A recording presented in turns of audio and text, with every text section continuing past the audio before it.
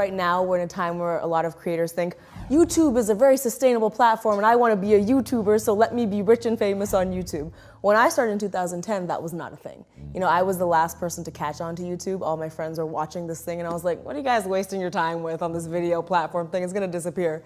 And I spontaneously one day posted a video, not because I thought it could be my job, not because I thought I could make money from it, but literally because I was sad. So the story is that I was getting my psychology degree and I wasn't passionate about it. You know, I was doing everything my sister had done before me and I was following her footsteps blindly. And after I graduated, my dad was like, great, now get your master's degree. And I was like, okay, I don't think I can do this anymore. I'm not passionate about any of these things. And so in that little funk, I discovered YouTube. So it's kind of like the stars aligning perfectly. And I posted a first video really spontaneously. It was a spoken word piece about religion. It was very, very, very bad and it got 70 views. And I think I just fell in love with having a goal during that downtime and learning something new, something I wasn't trained at.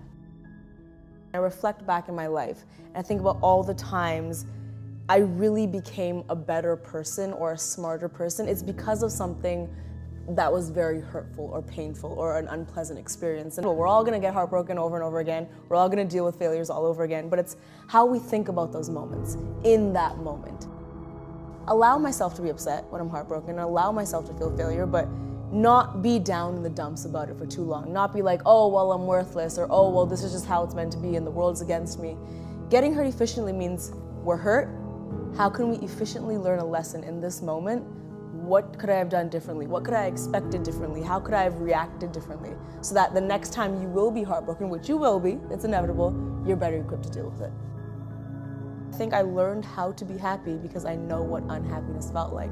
And I was able to dissect all the reasons I was unhappy, you know? Paying attention to all the signs my mind and body were giving me saying, we're not doing the right thing. And I think having so much experience in that dark phase really helps you become better, because how can you become better if you don't know what the worst version of yourself is? I do so many things in a day. And people are like, how? How do you do this? Like, what is the trick? It's because I really love what I do and I'm really passionate about what I do. And I think one of the signs my body and mind were giving me before is that I would get lazy really quickly. I would get tired really, really quickly. I would cut corners and come up with little justifications as to why that was okay. I'm really thorough, and I think that's a sign of doing the right thing. Of course, if I'm real, we don't always have that luxury. You know, we don't have the luxury of doing what we want to do all the time. So it's important to kind of pay your dues in that way. The first video I made sucked. It's totally sucked. My body wasn't like, this is the right thing to do. You know, I had to pay my dues and get better at it. But I think you shouldn't just not try because you have to pay your dues. So when I first started YouTube, I thought, okay, I'm opening the gates up to this new platform and this new type of creation I've never done before, but I've also started going to shows more often. I started to meet different types of people. I think a big part of finding out what's right for you is stop confining yourself to a path that you've been convinced is the path. What I'm doing right now is nowhere on the path.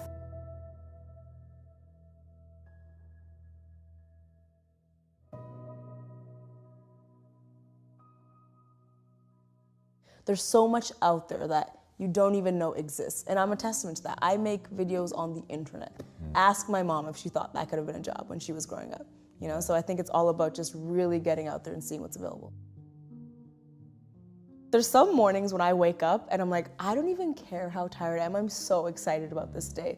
So I think being excited to wake up, also, you'll just see it in your energy, I think, as well. The little pep in your step I have when I'm walking to set is really telling. Also, the people you surround yourself with. I think when you start to get surrounded by people, and my team is a great example of this, that really bring out the best in you and you feel yourself growing.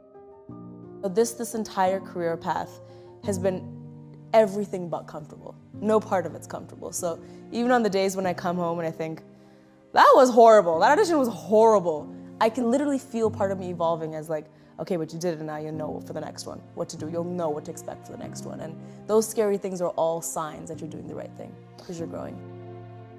I have this thing where I like to visualize things. I know because it's easy to talk about all of these things and then talk about Tumblr quotes and like, oh, cool, success.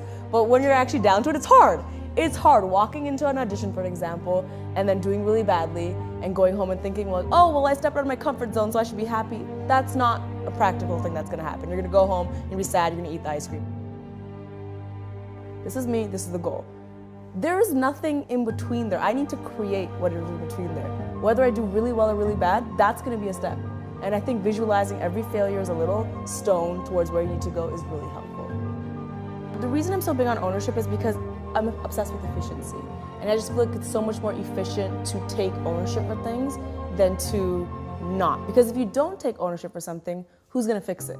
Then it's just hanging there in the air of this unsolved problem that no one's addressing. When you take ownership for a mistake or a decision or something you did, not even a mistake, maybe a bad audition you did, you are then able to at least work on it and improve for the next time. If you don't take ownership, like, oh, it was the casting director, oh, it was because I was sick, it was because of whatever, you've literally said, okay, I need to change nothing now. It's not in my control. Taking ownership means you've taken control to actually make a different impact the next time you do that thing. I am on a roller coaster just like everybody else. It's okay to feel crappy sometimes. I think it's important to feel crappy sometimes. Your self-worth has to come from not only yourself, but your environment. I'm really big on your physical, spiritual, and even the people around you are really important. So when I went through a lot of failures, when I'm with my team and my friends that are kind of not only supportive, but can really relate to what you're going through, and it's really helpful. So how do you dig out of that? Obviously, you gotta love yourself. That might be hard. Surround yourself with good people in a good environment. You have to be obsessed, and I know the word obsessed has a negative connotation, and rightfully it should a little bit. I think anyone who's really great at something is because they're obsessed. They wake up and they're thinking about it, and throughout their day they're thinking about it, and when they sleep they're thinking about it. In the middle of the night they might wake up thinking about it. That is me with this. Video ideas, I wake up in the middle of the night and I have to wake up and jot them down. Some of my video ideas are little dreams I've had, so like working in my sleep. There is a level of obsession, and when I say that, usually people say, well, that's not really that healthy. And you're right, some of it is a little unhealthy. Sometimes it does take over my life. Sometimes I do have to draw the line and I say, nope, I need to go meditate in my room, I can't do this.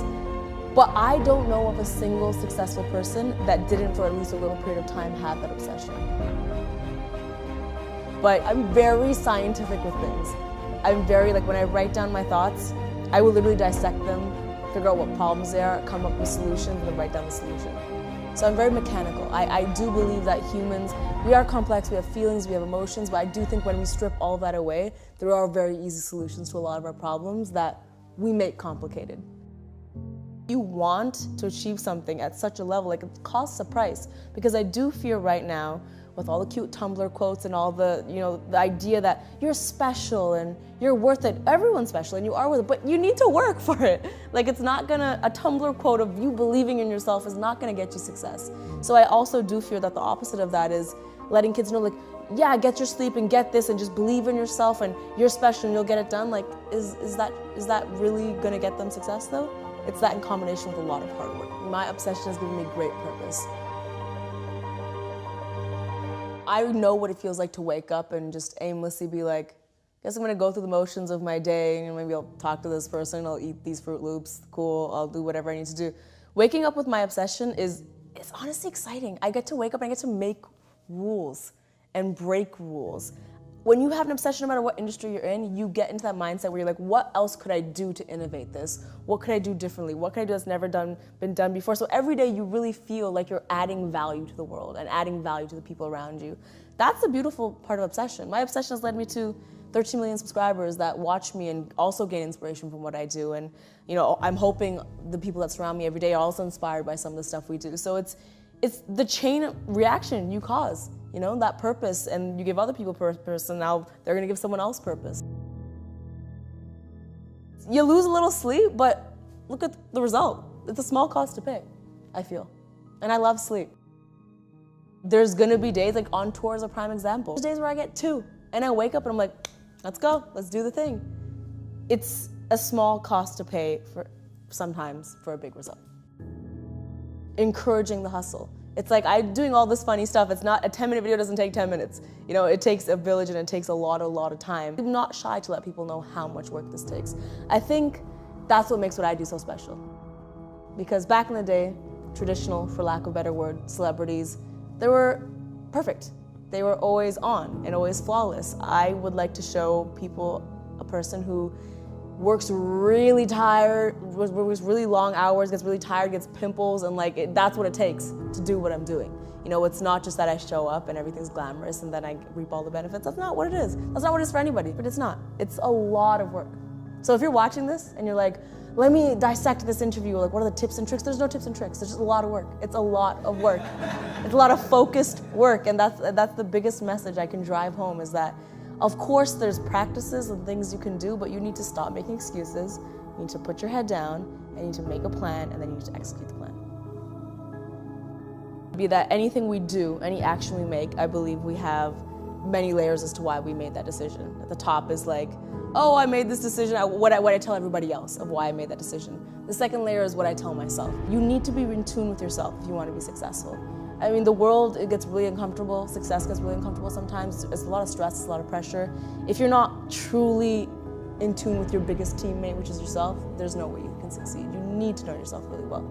So I encourage everyone to actually write down things like, I made this decision, why did I do that? Write down all the reasons you did it and be real with yourself. Say it out loud in an empty room where no one can hear you, so there's no pressure. Why did you say that? Why did you do that? Were you scared? Were you nervous? And then why? It can go back to your childhood sometimes. It can go back to some horrible experiences you had, but it's better to address it. Figuring out the internet and also figuring out just working hard. I honestly, a lot of the things in my book are not things I learned in school.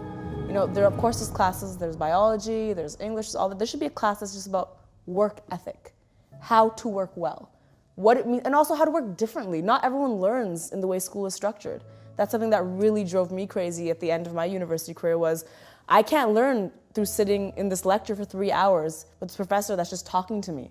Like I'm not really applying this information in any such way. I've learned so much being practical in the world and learning things hands-on, and some people are like that, and I think school needs to let them know that's okay.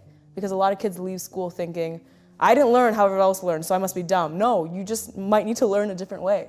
And there should be an actual class. Find your way of learning. That's what it should be called. If I loved myself, I would have got out of bed. You know, if I loved myself, that's not fair. I guess there's a lot of reasons, but for my personal journey, I guess, not to generalize, if I loved myself, I would have had goals at that time. I would have taken better care of myself. I would have spent time with my friends.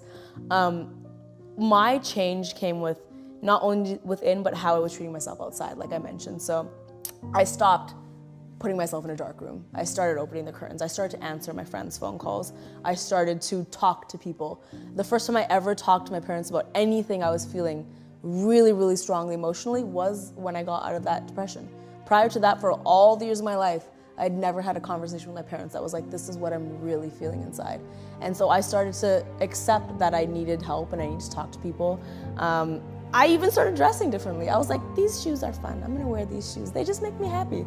And it was making all those small decisions every single day. A lot of positive self-talk as well. I think, you know, even now when I accomplish something, I don't care how many people come up to me and say, congratulations, you did really well, this is a cool thing. When I lie down at bed, I literally hug myself and I'm like, you did really good. That was a really good thing you did today. Even today, with all the people that are validating me, it still means something for me to tell myself, you did a really good job.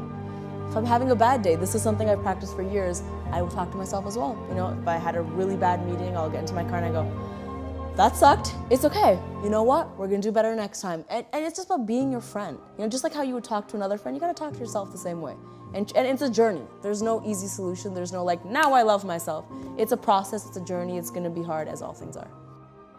When someone writes something on the internet, we need to really put ourselves in their shoes. This is what I literally do. I get a lot of hate comments. Literally, I just imagine the person sitting there writing this comment and I think, okay, I didn't write a comment like this to someone today. I didn't wake up and think that I need to write something mean to someone. Why didn't I do that? Let me think. It's because, well, one, I'm busy.